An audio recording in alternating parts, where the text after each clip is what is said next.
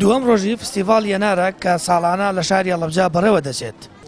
فستیڤاڵەکە وەکارێکە بۆ ساغکردنەوەی یەنار و بەرەمی خۆماڵی پارێزگای هەڵەبجە. بەڕێوەبەری باغداری لە کشتوکاڵی هەڵەبجە دەڵێت تەنیا فستیڤاڵ بەس نییە، پێویستە کار لەسەر هەناردەکردنی هەنار بکرێت بۆ دەروی وڵات. ئەوە زیاتر هەناری هەڵەبجە دەناسێنێت. جی هەموو بابەتێ هەموو بەرهەمێک بە بازارکردنەکەی گرنگیاتێ. ئەمەش فستیڤاڵەش هۆکارێک بۆ بازارکردن. بەڵام لەوە گرنگتر ئەوەیە کە هەناردە دەرەوە بکرێت. ئەگەر ئەوە بکرێت ئەوە زیاتر جوتیار هاندار ئەبێت، زیاتر جوتیار بەرهەمەکەی زیاترەکە، کوالیتەکەی باشترەکە، بەڵام بازار سەبەبی بەرزیادکردنی بەرهەمە.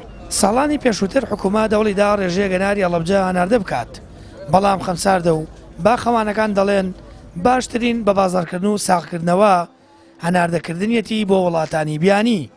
ناو و ناوبانگی هەناری هەڵەبجە زیاتر دەبێت. وەڵای بە بڕوای من لەبەرەوەی وەزارەتی کشتوکاڵی هەرێم نەیتوانیوە بە جوانی احتیمام بە لایەنی کشتوکاڵی بدات. ئێمە کێشەی هەڵگرتنمان هەیە، کێشەی نەخۆشی هەنارمان هەیە کە ئێستا من هەنارێکتان نیشاندەم کە پێویستە حکوومەت خۆی مکافحەی گشتی بکە یان مکافحەیەکی ملی بکە، نەیکردووە. لەبەرەوە هەنارەکردنی تۆزێک کێشەیە. هەنارکردن بەس ئەوە نەبینێنی، پێویستی بە پاکەتکردن هەیە، پێویستی بە وا پێچانەوەیە کە بە سەلامەتی ئەم بەرهەمە بگاتە ئەو شوێنەیە کە ئێمە دەمانەوێت. فستیڤاڵی ئاوها لەم شێوەیە زۆر پێویستە، بەتایبەت لە هەڵەبجە هەنار بۆتە سمبولێک بۆ ناساندن لە شاری هەڵەبجەدا. پێویستەکە ساڵانە فستیڤاڵی لەم شێوەیە نەک لە هەڵەبجە لە شارەکانی تریش بکرێتەوە.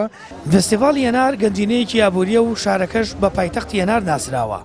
ساڵانە لە ماوەی 3 ڕۆژدا زیاتر لە 200,000 گەشتیار دێنە هەڵەبجە و بەشداری فستیڤاڵەکە دەکەن. بەپێی زانیاریەکانی پەیام کە لەلایەنی پەیوەندیدار دەستی کەوتووە، هەناری هەڵەبجە پێداویستی بازاری ناوخۆ پڕ دەکاتەوە، بەڵام حکوومەت کار ناکات و لەو بوارەدا هیچی نەکردووە تا ساڵانە ڕێژەیەکی زۆری هەنارە بەناوبانگەکەی هەڵەبجە بگەێنرێتە دەرەوەی یەرێمی کوردستان و عێراق. سامان فەتاح، کەناڵی ئاسمانی پەیام، هەڵەبجە.